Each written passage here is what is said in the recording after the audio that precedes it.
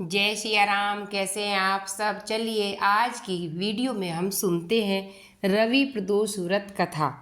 एक ग्राम में अति दीन ब्राह्मण निवास करता था। उसकी साध्वी स्त्री प्रदोष व्रत किया करती थी।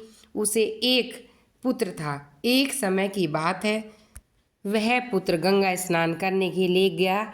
दुर्भाग्यवश मार्ग में चोरों ने उसे घेर लिया। वे कहने लगे, हम तुम्हें मारेंगे नहीं, तुम अपने पिता के गुप्त धन के बारे में हमें बता दो। बालक दीन भाव से कहने लगा, बंधुओं, हम अत्यंत दुखी हैं, हमारे पास धन कहाँ। तब चोरों ने कहा, तेरी इस पोटली में क्या बंधा है। बालक ने निसंकोच कहा कि मेरी माँ ने मेरे लिए रोटियां दी है। यह सुनकर चोरों ने अपने साथियों से कहा, साथियों, यह बहुत दीन दुखी मनुष्य है, अतः हम किसी और को लूटेंगे। इतना कहकर चोरों ने उस बालक को जाने दिया। बालक वहां से चलते हुए एक नगर में पहुंच गया। नगर के पास एक बरगद का बड़ा सा पेड़ था। वह बालक उसी पेड़ के नीचे बैठ गया। उसी समय उस नगर के सिपाही चोरों को खोजते हुए उस बरगद के वृक्ष के पास आ जाते हैं। बालक को चोर समझकर बंदी बनाकर ले गए। राजा ने उसे कारावास में बंद करने का आदेश दे दिया। ब्राह्मणी का लड़का जब घर नहीं लौटा तब उसे अपने पुत्र की बहुत चिंता हुई। अगले दिन प्रदोष व्रत था। ब्राह्मणी ने प्रदोष व्रत किया और भगवान शिव से मन ही मन अपने पुत्र की कुशलता की प्रार्थना करने लगी।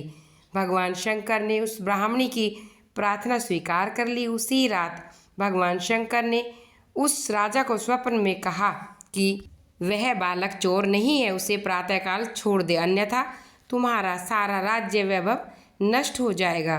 प्रातःकाल राजा ने शिव जी की आज्ञा अनुसार उस बालक को कारावास से मुक्त कर दिया। बालक ने अपनी सारी कहानी राजा को बताई। सारा वृतांत सुनकर राजा ने अपने सिपाहियों को उस बालक के घर भिजवा दिया। उसके माता पिता को राज दरबार में बुलवाया। उसके माता पिता बहुत भयभीत थे। राजा ने उसे भयभीत देखकर कहा, आप चिंता ना करें, आपका बालक निर्दोष है। राजा ने ब्राह्मण को 5 गांव दान में दे दिए, जिससे वह बहुत सुखपूर्वक अपना जीवन व्यतीत करने लगा। इस तरह ब्राह्मण आनंद से रहने लगा। शिव जी की दया से उसकी दरिद्रता दूर हो गई।